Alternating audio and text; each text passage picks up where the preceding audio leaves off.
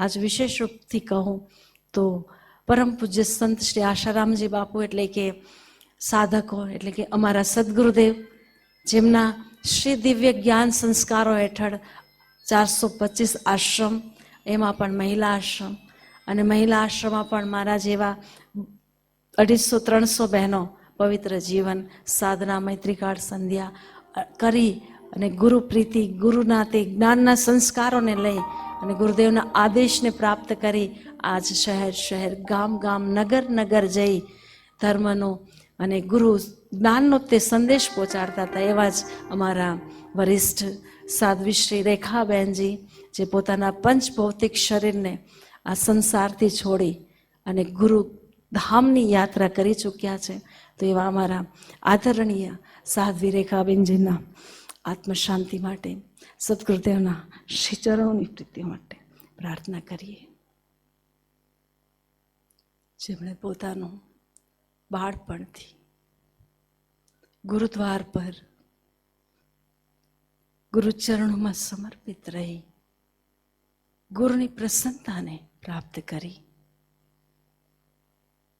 ભગવાન શિવજી પણ કહે છે કે જેમણે એકવાર ગુરુના સંતોષને જીતી લીધો તેમનું જીવન ધન્ય ધન્ય થઈ ગયું. ખૂબ ગુરુ પ્રીતિ અને ગુરુ ભક્તિ આપણા હૃદયમાં વધારનાર સાધ્વી શ્રી રેખાબેનજીના શ્રી ચરણોમાં પ્રણામ, વંદન. અને વંદન સાથે સદગુરુ ચરણોમાં પણ વંદન કરી 2 ઘડી ભગવાન નામ સંકીર્તન કરી અને પુણ્ય અર્પિત કરીએ. ઓમ નમો ભગવતે વાસુદેવાય. ઓમ નમો ભગવતે વાસુદેવાય.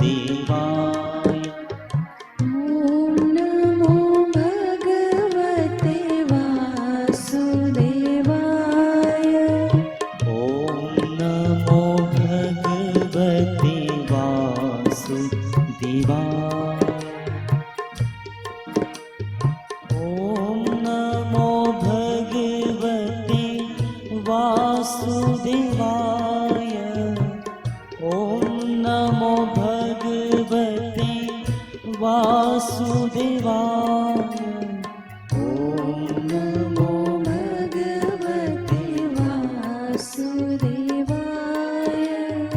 ઓમ નમો ભગવતે વાસુદેવાય.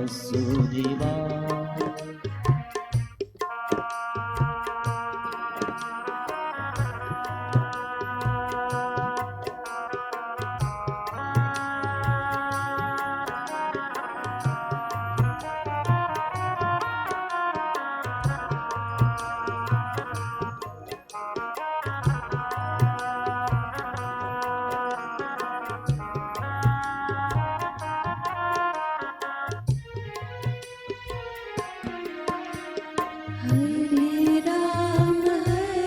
રામ રામ રામ હરે હરે. હરે રામ રામ રામ હરે હરે. હરે કૃષ્ણ કૃષ્ણ કૃષ્ણ હરે હરે. હરે કૃષ્ણ કૃષ્ણ કૃષ્ણ હરે હરે. હરે રામ રામ રામ હરે હરે. હરે રામ રામ રામ હરે હરે.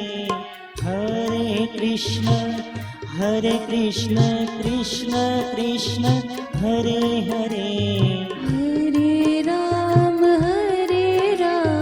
રામ રામ હરે હરે. હરે રામ રામ રામ હરે હરે. હરે કૃષ્ણ કૃષ્ણ કૃષ્ણ હરે હરે. હરે કૃષ્ણ કૃષ્ણ કૃષ્ણ હરે હરે.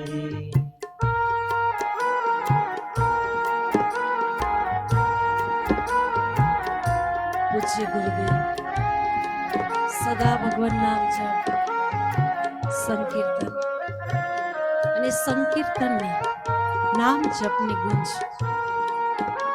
પોતાના પ્યારા સાધકોના માધ્યમથી માનવ જન સમાજ સુધી પહોંચાડવા માટે તે ભાગીરથી દેવી કાર્યના સંસ્કાર અને કાર્યની તે પાવન ગંગા દીદીશ્રીના એ પંચભૌતિક શરીરના માધ્યમથી પહોંચાડી અને ખૂબ તે રસમય ભગવાન નામ સંકીર્તન અને ગુરુ પ્રીતિના સંસ્કારોમાં આપણને પણ સદા પાવન કરતી રહે છે.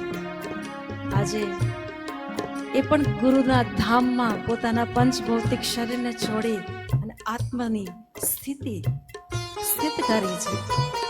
તો તે મંગળમય નામ સ્મરણ નામ સંકીર્તન જ કહે છે કે જ્યારે સંત આ પંચભૌતિક શરીર છોડી અને પોતાની યાત્રા કરે છે ત્યારે તે ભટકતા નથી, તે પોતાના જ ગુરુના ધામમાં જાય છે.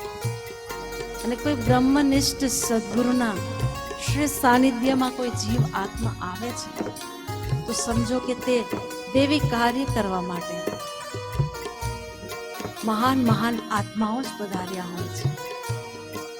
જ્યારે ભગવાન શ્રી કૃષ્ણને અવતાર લેવાનો હતો ત્યારે દરેક ઋષિ મુનિ ગોપીઓ બનીને પધાર્યા. દરેક મહાત્માજી દેવી કાર્ય કરવા માટે સેના બનીને પણ પોતાનું કાર્ય કરતા હોય.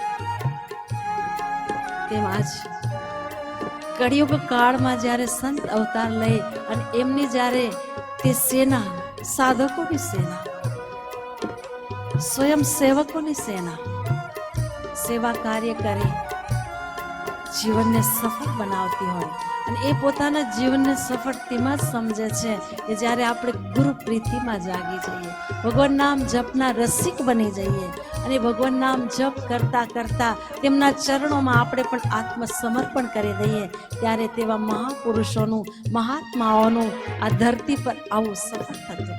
તો બે ઘડી અહોભાવથી